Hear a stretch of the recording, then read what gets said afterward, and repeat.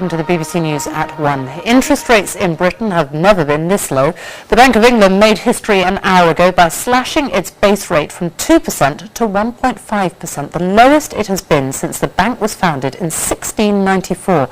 The cut is the latest attempt to help borrowers and businesses cope with the sharp economic downturn, though mortgage customers are being warned that lenders may not pass the cut on in full. Richard Scott reports. It's the lowest interest rate ever from the Bank of England. Today's 0.5% cut takes rates to just 1.5%. The cut was what most economists were expecting, but some argue interest rates aren't the problem. It isn't about interest rates anymore. The bank will also want to leave a little bit left in their locker. The banks at the moment are frozen. There's no money coming out. There's a limit to how much interest rates can help people. We're now in unprecedented territory. This chap, William III, was on the throne when the Bank of England was created, and in 1694 its royal charter was sealed, and in more than 300 years since then rates have never been this low.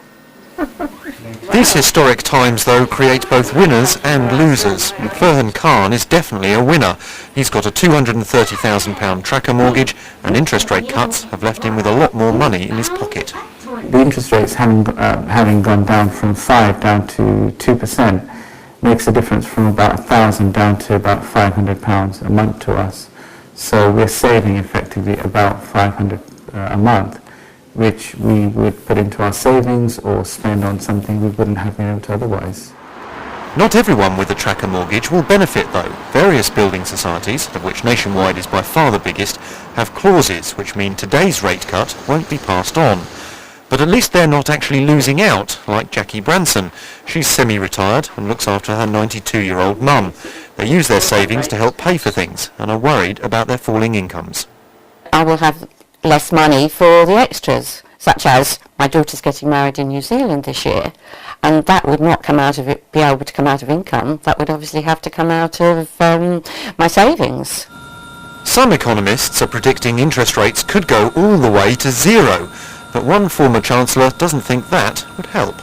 What worries me about very low interest rates is that, of course, they're not attractive to depositors, and therefore the banks can't attract the money to lend. I wouldn't like to see interest rates go much lower unless we really are faced with a situation of a deflationary spiral.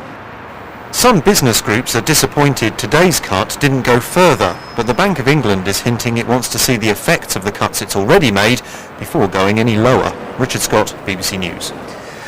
I'm joined now by our economics editor Hugh Pym, and that's the big question. I mean, is this going to make any difference? Well, Sophie, if you've got a tracker mortgage and you've been on one for a little while, you haven't had to renegotiate it, it will, because trackers by definition track the Bank of England's official rate. Another half percentage point has been removed, and this is all the way down from 5 as recently as October. And that will put more money into people's spending power, if you like, and we shouldn't underestimate that. Equally, there are a lot of people on fixed rate deals that it won't affect. People trying to renegotiate a new mortgage or having trouble getting a new mortgage because of the tightening of credit, it won't help them.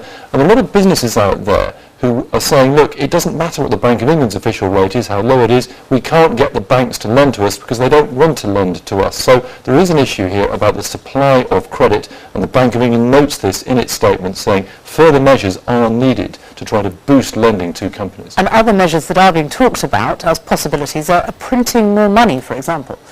Yes, this is being considered by the Treasury and the Bank of England, and it amounts to boosting the money supply. It would involve the Bank of England going out and handing money to the banks in return for assets, buying assets like government bonds and corporate bonds, and putting more money into the system, hoping the banks will then lend it to all of us so we then go and spend more. And it's being considered in the United States as well. Now, the Chancellor of the Exchequer, Alistair Darling, was asked about this morning.